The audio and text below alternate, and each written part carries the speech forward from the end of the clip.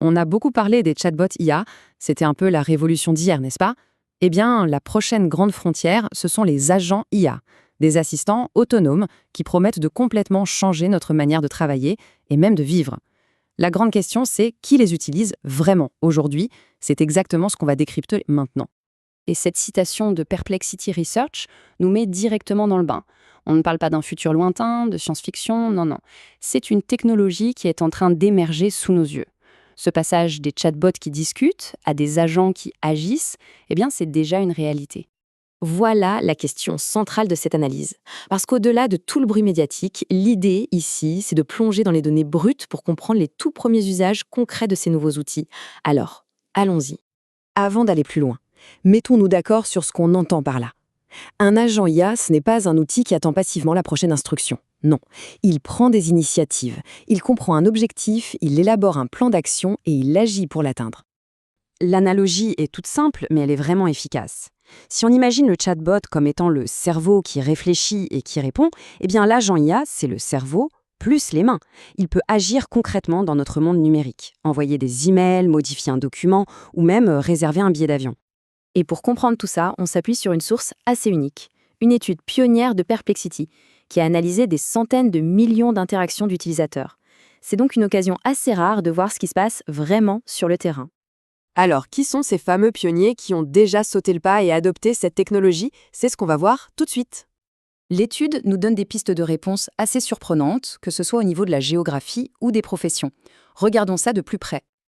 Le premier constat, il saute aux yeux, c'est très visuel. Ces graphiques montrent une corrélation qui est super nette. En gros, l'adoption est beaucoup plus forte dans les pays économiquement développés et là où le niveau d'éducation est plus élevé. C'est presque mécanique, le PIB par habitant monte, le nombre d'années d'études augmente et hop, le nombre d'utilisateurs suit la courbe. Maintenant, si on zoome un peu plus, au niveau des professions, un profil très clair se dessine. Ce sont les travailleurs du savoir qui mènent la danse. La tech, le monde universitaire, la finance, ce sont tous des secteurs où la gestion d'information et la productivité sont absolument clés. Et le point crucial, c'est cette concentration, plus de 70%. Ça nous montre que l'adoption n'est pas encore généralisée. Non, elle est pour l'instant très très ciblée sur des professions qui peuvent tout de suite tirer un bénéfice de l'automatisation de tâches, disons, cognitives et numériques. D'accord. Donc on sait qui sont ces utilisateurs. Mais est-ce qu'ils s'en servent souvent? Est-ce que c'est juste un gadget qu'on essaie une fois? Ou est-ce que c'est devenu un véritable outil de travail? Ce chiffre est probablement le plus marquant de toute l'étude. 9 fois. Mais 9 fois quoi au juste? Et voilà l'explication.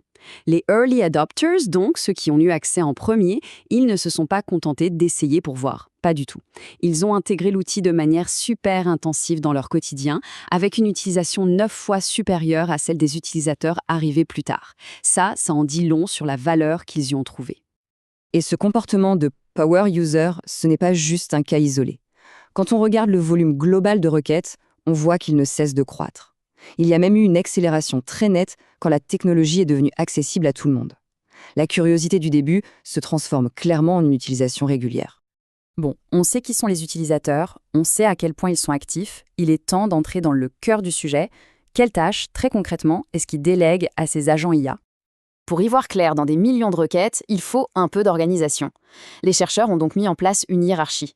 Ils sont partis de grands thèmes, comme la productivité, pour ensuite descendre de plus en plus dans le détail jusqu'à la tâche la plus précise, du genre résumer un email. Et ça, c'est un exemple parfait de ce qu'est une requête agentique.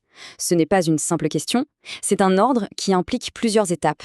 Il faut rechercher, filtrer et puis agir. C'est exactement la raison d'être de ces agents. Cette visualisation, elle est fascinante. C'est une véritable carte de tout ce que les gens demandent à leur agent IA.